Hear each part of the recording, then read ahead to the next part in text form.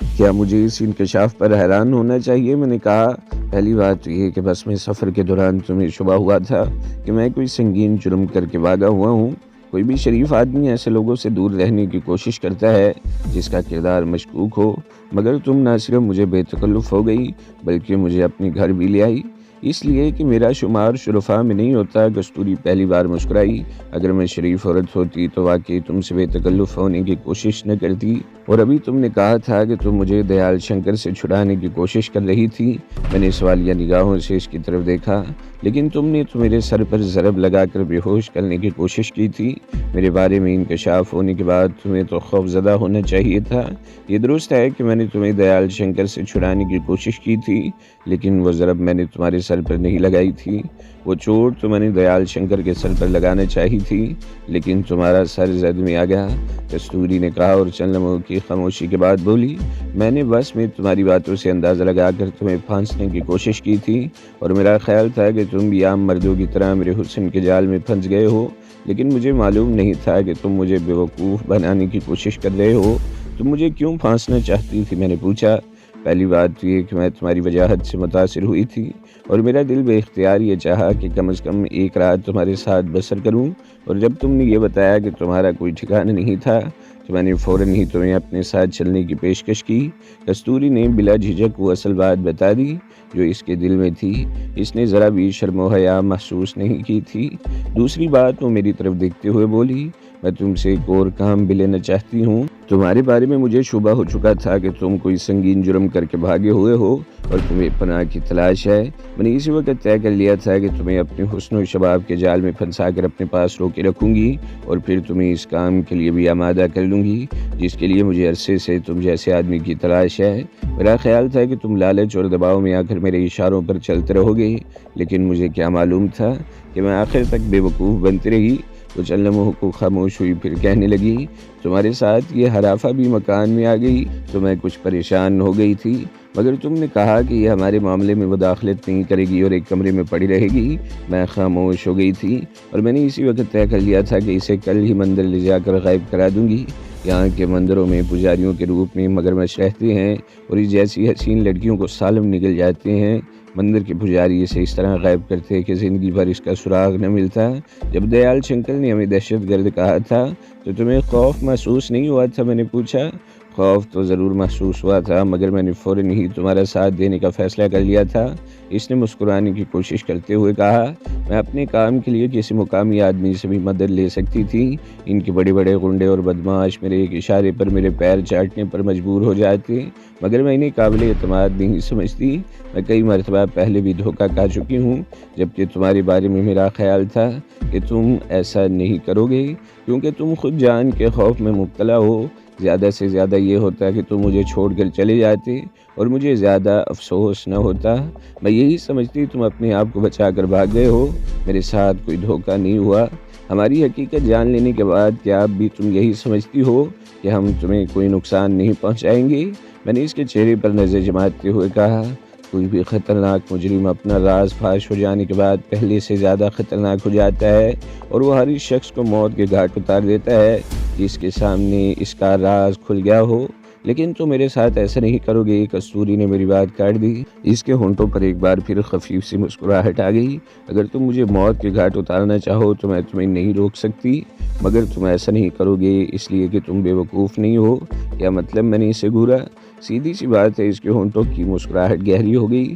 تم اس وقت most wanted ہو، تمہارے چرچے ہر طرف ہیں، اخبارات میں ہر وقت تمہارے بارے میں کچھ نہ کچھ چھپتا رہتا ہے۔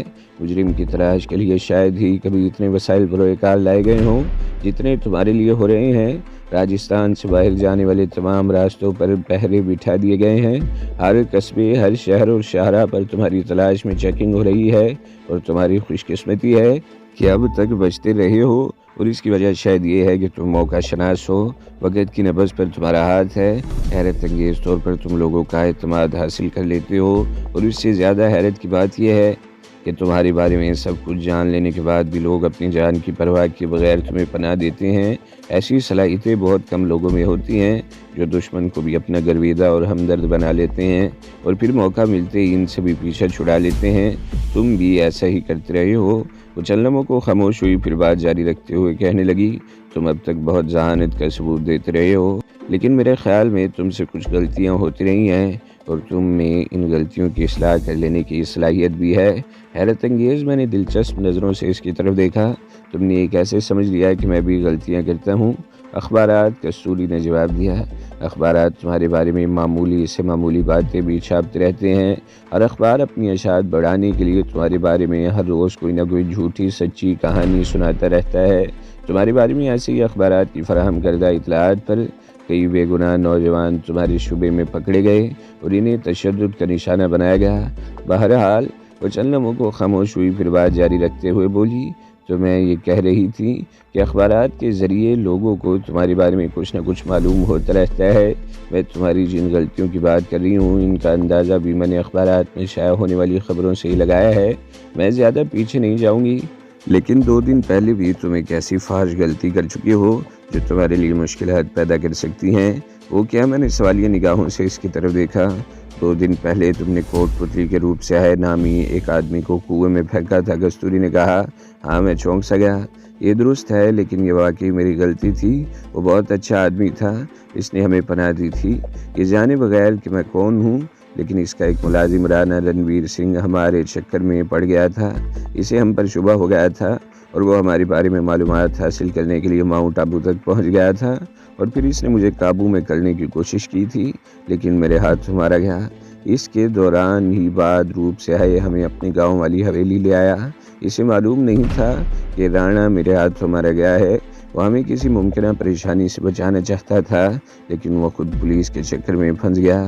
پولیس اس سے رانا رنویر کے قتل کے بارے میں پوچھ گچھ کرنا چاہتی تھی۔ مجھے اندیشہ تھا کہ بات وہیں تک محدود نہیں رہے گی اور اس تفتیش میں ہمارا بھی نام آئے گا، اس لیے میں نے روپ سے آئے کو قتل کر کے وہاں سے بھاگنے کا فیصلہ کر لیا۔ یہاں مجھ سے غلطی ہو گئی۔ روپ سے آئے کو جان سے مارنے کی کوئی ضرورت نہیں تھی، ہم اسے دھوکہ دے کر بھی وہاں سے نکل سکتے تھے۔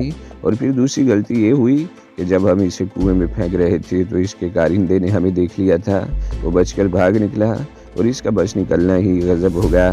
اس نے حویلی میں جا کر بتا دیا۔ حویلی کے ٹیلی فون سے پولیس کو اطلاع دے دی گئی۔ پولیس نے ہمیں گھیرے میں لے لیا اور مجھے اپنی ایک بہترین اور جانثار دوست سے ہاتھ دھونے پڑے۔ وہ پولیس کی گولیوں کا نشانہ بن گئی۔ میں ایک بار پھر چند لمحوں کو خاموش ہو گیا اور اس کے چہرے پر نظر جماتے ہوئے بولا، میں تمہاری ذہانت کی داد دیتا ہوں کہ اخبارات میں شائع ہونے والی خبروں سے تم نے میرے بارے میں بالکل درست اندازے قائم کیے ہیں۔ روپ سے آئے کو کنویں میں پھینکنا میری غلطی تھی، بہت بڑی غلطی، اور اس غلطی کا خمیازہ مجھے اس طرح بھگتنا پڑا کہ اپنی ایک دوست سے ہاتھ دھو بیٹھا اور روپ سے آئے زندہ بچ گیا۔ کستوری بولی۔ کیا؟ میں اچھل پڑا، میرے دل کی دھڑکن ایک دم تیز ہو گئی۔ میں نے سمترا کی طرف دیکھا، اس کا چہرہ بھی دھواں ہو گیا۔ یہ سچ ہے، کستوری نے کہا، اس کے کارندوں نے اسے کنویں سے نکال لیا۔ وہ تقریباً 2 گھنٹے بے ہوش رہنے کے بعد ہوش میں آ گیا۔ اس کے زندہ بچ جانے پر مجھے واقعی خوشی ہوئی، لیکن تمہارے لیے مشکلات بھی بڑھ گئی ہیں۔ کستوری نے میری بات کاٹ دی۔ روپ سے آئے کے کنویں میں پھینکے جانے، اس کے زندہ بچ جانے، تمہاری فرار اور تمہاری ساتھی رتنا کی پولیس کے ہاتھوں مارے جانے کی خبر آج کے اخبارات میں چھپ چکی ہے، اور مجھے تو حیرت ہے کہ تم لوگ وہاں سے بچ کر نکل کیسے آئے۔ پولیس نے میلوں دور تک کے علاقے کو گھیرے میں لے لیا تھا اور ہر طرف جانے والے راستوں پر سخت چیکنگ کی جا رہی تھی۔ میں دل ہی دل میں مسکرا دیا۔ وہاں سے فرار کے لیے میری ذہانت کام آئی تھی۔ اگر بیل گاڑی میں سبز چارے کے گٹھوں کے نیچے جگہ بنا کر چھپنے والی بات میرے ذہن میں نہ تھی تو ہم اس علاقے سے واقعی نہیں نکل سکتے تھے۔ اس سے آگے بھی اگرچہ جگہ جگہ بسوں میں چیکنگ ہو رہی تھی، مگر میرا اور سمترا کا بسوں میں الگ الگ سیٹوں پر بیٹھنا کام آ گیا تھا۔ ہم سے پوچھ گچھ تو ہوئی تھی، لیکن ہم شبے کی زد میں نہیں آ سکے تھے۔ اور پھر مجھے چیکنگ کرنے والے ایک پولیس والے کی بات بھی یاد آ گئی۔ اس نے اکتائے ہوئے لہجے میں اپنے ساتھی سے کہا تھا، ہم لوگوں کو تو بلا وجہ مصیبت میں ڈال دیا گیا ہے۔ اتنا خطرناک مجرم عام مسافروں کی طرح بس میں سفر نہیں کر سکتا، اور شاید یہ نفسیاتی عمل بھی ہمارے لیے مددگار ثابت ہوا تھا۔ بسوں کے مسافروں کی چیکنگ پر بھرپور توجہ نہیں دی گئی تھی۔ تم نے اب تک یہ تو بتایا نہیں کہ کس کام کے لیے مجھ جیسے خطرناک آدمی کا انتخاب کیا ہے۔ میں نے اصل موضوع کی طرف آتے ہوئے کہا، وہ تو میں بعد میں بتاؤں گی، پہلے اس کا کچھ بندوبست کیا جائے۔ کستوری نے فرش پر پڑے ہوئے دیال شنکر کی طرف دیکھا۔ دیال شنکر اب کچھ مسا رہا تھا، وہ ہوش میں آ رہا تھا۔ کیا بندوبست کیا جائے اس کا؟ میں نے پوچھا۔ اس نے تم لوگوں کو پہچان لیا ہے، اس کا زندہ رہنا تمہارے لیے خطرناک ثابت ہو سکتا ہے۔ بات کرتے ہوئے کستوری کے ہونٹوں پر مسکراہٹ آ گئی۔ یہ شکل سے جتنا یتیم اور مسکین لگتا ہے اتنا ہی خطرناک ہے۔ میں نے اپنے کام کے لیے پہلے اس کو آمادہ کرنے کی کوشش کی تھی۔ اس نے میرا وہ کام تو نہیں کیا، لیکن پچھلے 1 سال سے مجھے بلیک میل کر رہا ہے۔ میں مہینے میں 1 مرتبہ جب بھی ہنومان گڑھ آتی ہوں، مجھے اپنے گندے وجود تلے روندنا اپنا حق سمجھتا ہے۔ اگر یہ زندہ رہا تو تم سوچ سکتے ہو کہ ہم دونوں کے لیے کتنا بڑا خطرناک ہے۔ تمہارا مطلب ہے اسے زندگی سے نجات دلا دی جائے؟ میں نے کہا۔ ہاں، اس سے بچنے کا یہی ایک راستہ ہے، کستوری بولی۔ یہ میرے لیے ایک نیا مسئلہ تھا۔ کستوری نے اب تک جو کچھ بھی کہا تھا وہ ذرا بھی غلط نہیں تھا۔ اس نے اخباروں میں شائع ہونے والی خبروں سے میرے بارے میں بالکل درست اندازے لگائے تھے۔ اس سے مجھے وقتی طور پر کوئی خطرہ نہیں تھا، لیکن دیال شنکر کا زندہ رہنا واقعی خطرناک بات تھی۔ نہ جانے اس نے پہلے مجھے کب اور کہاں دیکھا تھا کہ اس وقت چہرے پر نظر پڑتے ہی پہچان لیا گیا۔ اس نے بھاگنے کی کوشش کی تھی مگر میرے قابو میں آ گیا۔ یہ غنیمت تھا کہ کستوری اپنے کسی لالچ میں موم ہو گئی تھی، لیکن دیال شنکر کا اس مکان سے زندہ نکل جانا ہماری موت کا باعث بن سکتا تھا۔ لیکن میں اکیلے یہ کام نہیں کرنا چاہتا تھا تاکہ وہ بھی دباؤ میں رہے۔ تمہارے خیال میں اسے گولی مار دینا مناسب ہوگا؟ میں نے جیب سے پستول نکال کر سوالیہ نگاہوں سے اس کی طرف دیکھا۔ نہیں، کستوری نے نفی میں سر ہلا دیا۔ گولی کی آواز دور تک سنی جائے گی، اس طرح ہم مصیبت میں پڑ جائیں گے۔ لیکن جب ہماری ہاتھا پائی ہوئی تھی تو تم بھی چیختی رہی تھی، اور یہ بھی اس وقت تو کسی پڑوسی نے مداخلت نہیں کی تھی۔ حالانکہ مجھے ڈر تھا کہ کوئی نہ کوئی اس طرف ضرور آئے گا، لیکن وہ 2 جی بات ہے۔ اس نے میری بات کاٹ دی۔ یہ بستی مندر کے قریب ہے۔ مندر کے پجاری جو کچھ کرتے ہیں اس سے سب لوگ ہی واقف ہیں۔ روزانہ رات کو کسی نہ کسی لڑکی کو مندر سے اٹھا کر کسی مکان میں لے آتے ہیں۔ لڑکیوں کی چیخیں گونجتی رہتی ہیں مگر کوئی پوچھنے کے لیے اب گھر سے باہر نہیں نکلتا۔ لیکن گولی کی آواز گونجے گی تو لوگوں کو تجسس ہوگا اور وہ صورتحال معلوم کرنے کے لیے ضرور گھروں سے نکلیں گے۔ میرا خیال ہے اسے گلا گھونٹ کر ختم کر دیا جائے۔ ہم دونوں ایک انسان کی زندگی اور موت کے بارے میں اس طرح بات کر رہے تھے جیسے ہمارے نزدیک انسانی زندگی کی کوئی اہمیت نہ ہو۔ میں نے ادھر ادھر دیکھا اور پھر میری نظر چھت پر لگے ہوئے لوہے کے کنڈے پر مرکوز ہو گئی۔ یہ کنڈا پنکھا ٹانگنے کے لیے لگایا گیا ہوگا مگر پنکھا نہیں تھا، کوئی رسی ہے۔ میں نے سوالیہ نگاہوں سے کستوری کی طرف دیکھا۔ ابھی لاتی ہوں، کستوری کہتی ہوئی کمرے سے باہر چلی گئی۔ سمترا کرسی پر بیٹھی متوحش نظروں سے میری طرف دیکھ رہی تھی۔ چند منٹ بعد کستوری رسی لے آئی جو خاصی لمبی تھی۔ میں نے سمترا کو اشارہ کیا، وہ اٹھ کر دوسرے کمرے میں چلی گئی۔ میں نے رسی کا ایک سرا چھت کے کنڈے میں ڈال دیا اور دوسرے سرے پر پھندا بنانے لگا۔ چند منٹ پہلے دیال شنکر جس طرح کچھ مسایا تھا اس سے میں نے اندازہ لگایا تھا کہ وہ ہوش میں آ رہا ہے، لیکن وہ ابھی تک ہوش میں نہیں آیا تھا۔ اور پھر میں نے اور کستوری نے جس طرح دیال شنکر کو پھندے میں لٹکایا وہ ایک الگ کہانی تھی۔ جب ہم اس کے گلے میں پھندا ڈال رہے تھے وہ ہوش میں آ گیا۔ کستوری نے عقل مندی کا مظاہرہ کرتے ہوئے اس کے منہ میں کپڑا ٹھونس دیا۔ دیال شنکر کو پھندے پر لٹکا کر ہم دوسرے کمرے میں آ گئے۔ یہ وہی کمرہ تھا جہاں گھر میں داخل ہونے کے بعد کستوری مجھے لے کر آئی تھی۔ یہاں ایک شاندار بیڈ بچھا ہوا تھا، ایک چھوٹی میز اور چند کرسیاں بھی پڑی تھیں۔ سمترا سامنے ایک کرسی پر بیٹھی تھی، اس کے چہرے پر وحشت تھی۔ وہ اب بھی ایک ہاتھ سے کبھی چہرہ اور کبھی گلے اور سینے پر خراشوں کو سہلا رہی تھی۔ دیال شنکر کھانا اسی کمرے میں لے کر آیا تھا اور ہمیں دیکھ کر خوف و دہشت سے ٹرے اس کے ہاتھ سے چھوٹ گئی تھی۔ کھانا اور برتن فرش وغیرہ پر بکھرے ہوئے تھے۔ کستوری نے پہلے برتن سمیٹے اور پھر ایک میلے کپڑے سے فرش صاف کرنے لگی۔ اس کام سے فارغ ہو کر اس نے کمرے کے کونے میں استادہ الماری کھولی اور ایک ہینگر پر ٹنگی ہوئی ساڑی سمترا کی طرف اچھال دی۔ اس کے ساتھ بلاؤز اور پیٹی کوٹ بھی تھا۔ یہ پہن لو، اس وقت میرے پاس تمہارے لیے ڈھنگ کا کوئی کپڑا نہیں ہے۔ ہینگر سمترا کے پیروں کے قریب گرا۔ اس نے جھک کر ہینگر اٹھا لیا اور میری طرف دیکھنے لگی۔ کستوری نے اپنے لیے بھی ساڑی ہی نکال لی۔